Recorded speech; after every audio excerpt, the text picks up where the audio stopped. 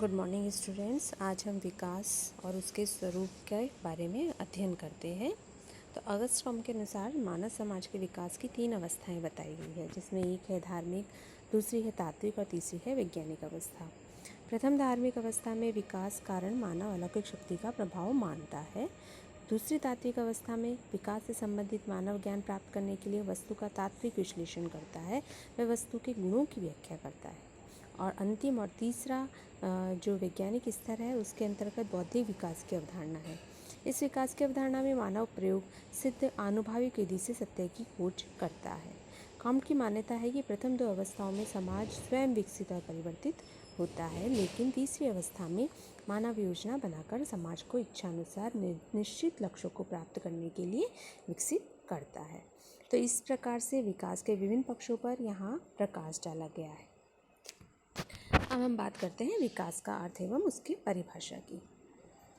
तो यद्यपि विकास समाजशास्त्र में एक नई अवधारणा ही है, इस अवधारणा में वांछित दिशा में परिवर्तन की ओर संकेत दिया गया है। तो विकास अपने आप में एक बहुमुखी और सापेक्ष और संदर्भात्मक अवधारणा है। विकास के बारे में विद्वानों का कहना था कि सामाजिक परिवर्तनों का विश्लेषण करने के लिए अंतर्राष्ट्रीय स्तर विकसित विकासशील राष्ट्रों की परिस्थितियाँ एवं उच्च स्तरीय औद्योगिक देशों जैसे संयुक्त राज्य अमेरिका के लिए किया जा सकता है। लेकिन हमारे यहाँ पे भी विकास की अलग अलग समाजशास्त्रियों ने अवधारणाएं दी, जैसे कि योगेंद्र सिंह के अनुसार समाज के सदस्यों में वांछनीय दिशा में नियोजित सामाजिक परिवर्तन लाने के उपाय को विकास कहते हैं। तो इस प्रकार विकास की अवधारणा सामाजिक सांस्कृतिक पृष्ठभूमि और राजनीतिक और भौगोलिक परिस्थितियों के आधार पर प्रत्येक समाज में भिन्न भिन्न पाई जाती है। हाउस के अनुसार एक समुदाय का विकास मात्रा, कार्यक्षमता, स्वतंत्रता और सेवा की पारस्परिकता में वृद्धि के साथ होता है। विकास जो है वो एक नियोजित संस्थात्मक परिवर्तन की प्रक्रिया होती है। विकास के लिए आवश्यक है कि समाज में गुणात्मक और संरचनात्मक परिवर्तन तीव्र प्रगति के साथ साथ पाए जाएं। क्षेत्रीय, खंडात्मक एवं सामाजिक असमानताओं को ठोस रूप में कम किया जाए। उन्होंने गत्यात्मक प्रक्रिया के एकीकृत अंगों के रूप में देखना चाहिए, उसके लिए एकीकृत दृष्टिकोण अपनाना चाहिए। तो जैसा कि संयुक्त राष्ट्र ने भी विकास की एक बहुत महत्वपूर्ण परिभाषा दी है, विकास की प्रक्रिया जटिलतापूर्ण है, जिसमें आर्थिक, सामाजिक, राजनीतिक, प्रशासनिक तत्व समाहित हैं। विकास दर इन लक्ष्यों को प्राप्त करने के लिए एकीकृत दृष्टिकोण अवश्यंभावी है। तो इस प्रकार हम कह सकते हैं कि विकास एक नियोजित संस्थात्मक परिवर्तन की प्रक्रिया है, जिसका उद्देश्य समाज के सदस्यों की आवश्यकताओं और आकांक्षाओं तथा सामाजिक और आर्थिक नीतियों और कार्यक्रमों में परस्पर सामंजस्य स्थापित करके सभी लोगों के जीवन स्तर की गुणवत्ता को सुधारना है। तो इस प्रकार कहा गया कि ग्रामीण व नगरीय विकास गरीबी, बेरोजगारी, अज्ञानता, विवेकहीनता, निरक्षरता, असमानता, शोषण, समाज में विद्यमान दमन इत्यादि मुद्दों को जड़ से उखाड़ फेंकने का एक क्रांतिकारी अभियान है। तो इस प्रकार विकास की जो परिभाषा है, उसका विकास का ही मूल उद्देश्य जो है वो लोगों के लिए चुनाव के अवसर में वृद्धि करना होता है। चुनाव सीमित हो सकते हैं, समय के साथ साथ परिवर्तित हो सकते हैं। लोग प्राय ऐसी उपलब्धियों को महत्व देते हैं जो आय के विकास के रूप में प्रकट नहीं होती है। ज्ञान, बेहतर पोषण, स्वास्थ्य सेवा अधिक पहुंचाने, अधिक सुरक्षित जीवन यापन के साधन, अपराध, शारीरिक हिंसा के प्रति सुरक्षा, संतोषप्रद अवकाश के क्षण, राजनीतिक और सांस्कृतिक स्वतंत्रताएं, सामुदायिक क्रियाओं में उनकी भागीदारी की भावना आदि होता है। तो विकास का उद्देश्य लोगों के लिए एक ऐसा वातावरण तैयार करना भी होता है जिसमें सुदृढ़, स्वस्थ, सृजनात्मक जीवन का आनंद ले सकते हैं। तो विकास के लिए यह भी आवश्यक है कि समाज में गुणात्मक एवं संरचनात्मक परिवर्तन संभव हो। साथ ही विकास के निर्णायक कारक एवं परिणाम दोनों ही होते हैं। इनको एक गत्यात्मक प्रक्रिया के एकीकृत अंगों के रूप में देखना चाहिए, उसके लिए एकीकृत दृष्टिकोण आवश्यक होता है। नेक्स्ट हम बात करते हैं विकास की विशेषताओं के बारे में। तो विकास की अगर पहली विशेषता देखें तो वो है सार्वभौमिक प्रक्रिया। तो सभी समाज निरंतर परिवर्तित होते जा रहे हैं। समाजों का विकास निश्चित चरणों में होता है। तो विकास की प्रक्रिया भी क्या है, एक सरल से जटिल, न्यून विभेदीकरण से अधिक विभेदीकरण एवं न्यून निपुण से अधिक निपुणता की ओर होता है। विकास की प्रक्रिया सभी समाजों में सभी कालों में किसी न किसी रूप में निरंतर चलती रहती है। विश्व में जहाँ जहाँ मानव समाज है वहाँ किसी न किसी रूप में विकास होता है। दूसरी हम बात करते हैं बहुमुखी अवधारणा। तो यह एक बहुमुखी अवधारणा होती है। इसका उपयोग सामाजिक परिवर्तन का विश्लेषण करने के लिए अंतर्राष्ट्रीय स्तर, विकासशील राष्ट्रों की परिस्थितियाँ एवं उच्च स्तरीय औद्योगिक देशों जैसे संयुक्त राष्ट्र के लिए किया जा सकता है। नेक्स्ट है समाज सापेक्ष अवधारणा। तो विकास की अवधारणा समाज से संबंधित है क्योंकि भिन्न भिन्न समाजों के विकास का स्तर भिन्न भिन्न होता है। ये एक बहुविज्ञानी अवधारणा है। विकास एक सर्वसमावेशी शब्द है जो मानवीय समस्याओं के समाधान के लिए पूर्ण दृष्टिकोण का सुझाव देता है। तो विकास अपनी प्रकृति या मुद्दों के कारण सामाजिक, आर्थिक, राजनीतिक, शैक्षिक एवं धार्मिक आदि कारकों से संबंधित है तथा ये बहुविज्ञानिक दिशा प्रतिबंध भी करता है। नेक्स्ट बात करते हैं हम कल्याणकारी एवं मूलधारा परिवर्तन के बारे में।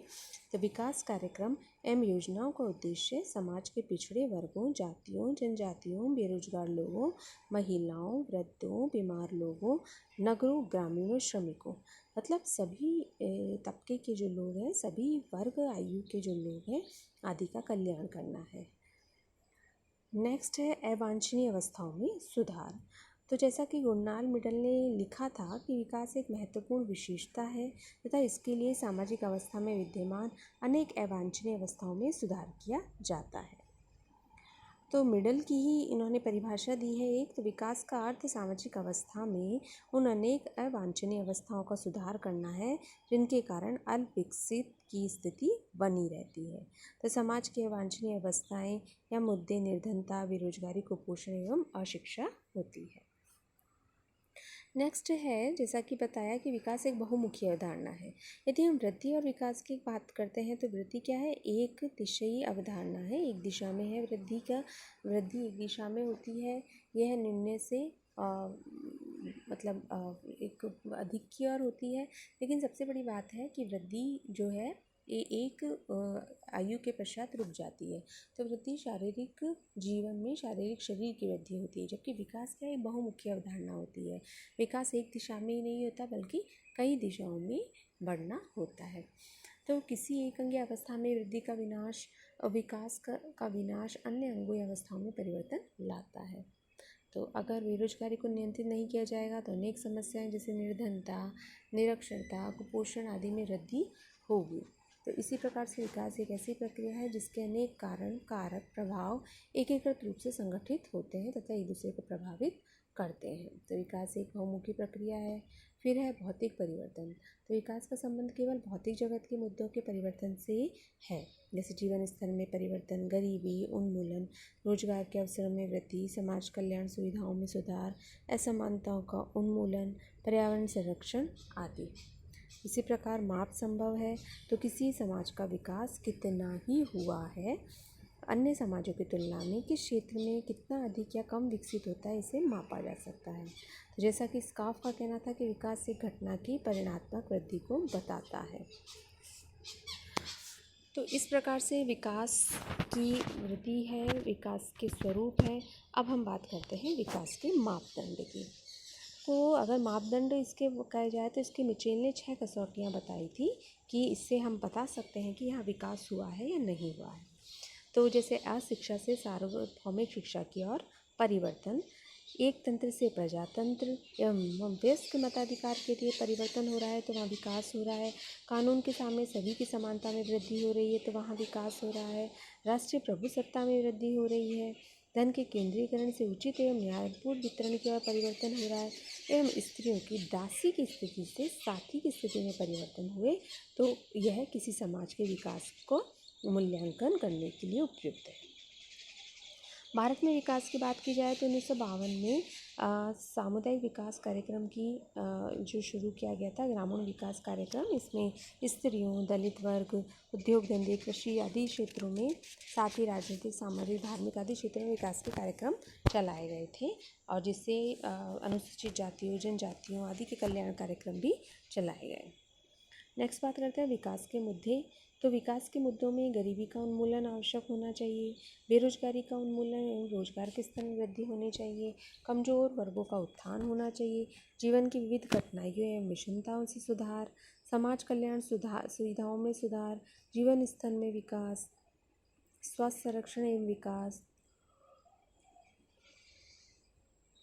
इसी प्रकार हम बात करते हैं शिक्षा का विकास, सभी स्तरों से सामाजिक असमानताओं का उन्मूलन, सामाजिक न्याय एवं विभिन्न अवसरों का समान वितरण, पर्यावरण संरक्षण और सामाजिक विकास कार्यक्रमों में सभी की भागीदारी को प्रोत्साहन।